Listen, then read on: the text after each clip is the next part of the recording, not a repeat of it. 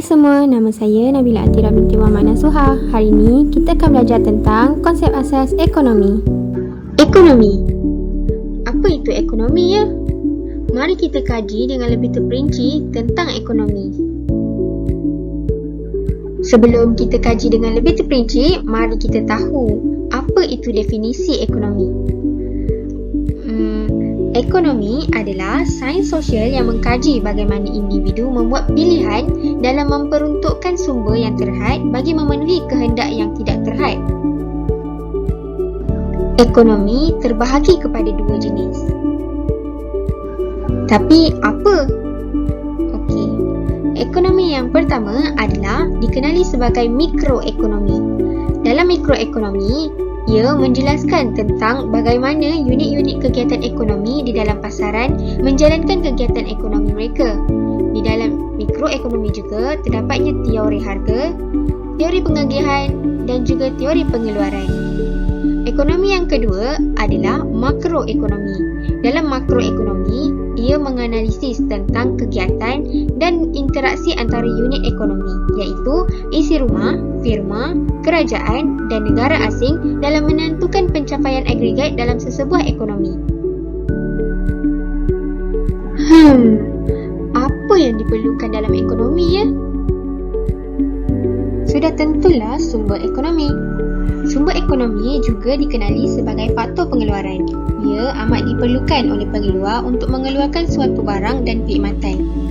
Mari kita kaji apa yang terdapat dalam sumber ekonomi.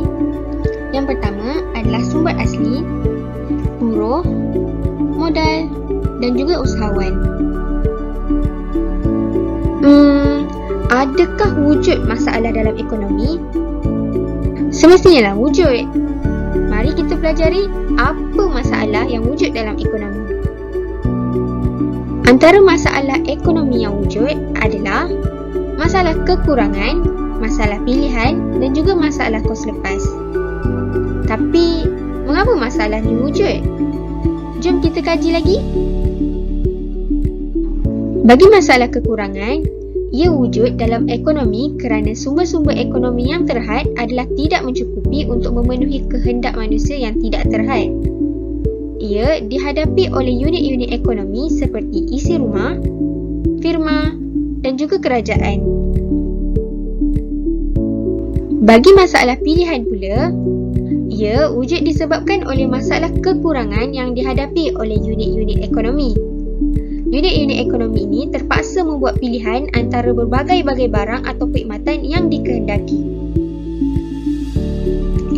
Bagi kos lepas pula, ia merupakan barang atau perkhidmatan yang kedua terbaik yang terpaksa dikorbankan untuk mendapatkan suatu barang atau perkhidmatan yang tertentu.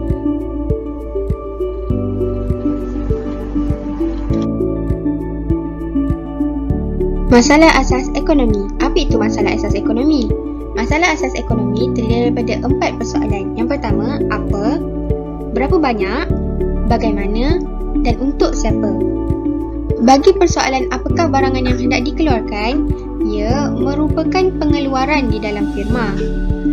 Firma terpaksa membuat pilihan yang terbaik dan semestinya bergantung kepada kehendak masyarakat. Bagi persoalan berapa banyak barangan yang hendak dikeluarkan pula, ia adalah bergantung kepada jumlah permintaan dan kehendak masyarakat. Jika permintaan banyak, maka pengeluaran sesuatu barang akan lebih. Ianya juga bergantung kepada jumlah faktor-faktor pengeluaran yang sedia ada pada ketika itu. Bagi persoalan bagaimana barangan itu hendak dikeluarkan pula, ia merupakan kaedah pengeluaran yang digunakan sama ada insentif buruh maupun insentif modal. Ia juga bagi meminimumkan kos pengeluaran dan memaksimumkan keuntungan. Persoalan yang terakhir adalah untuk siapa barangan itu dikeluarkan. Ia berdasarkan pengagihan barang dan perkhidmatan kepada masyarakat. Penyelesaian masalah kekurangan ini adalah melalui agihan pendapatan. Golongan yang berpendapatan tinggi cenderung untuk menikmati lebih banyak barang dan perkhidmatan. Begitu juga jika sebaliknya. Sekian, terima kasih. Semoga bermanfaat.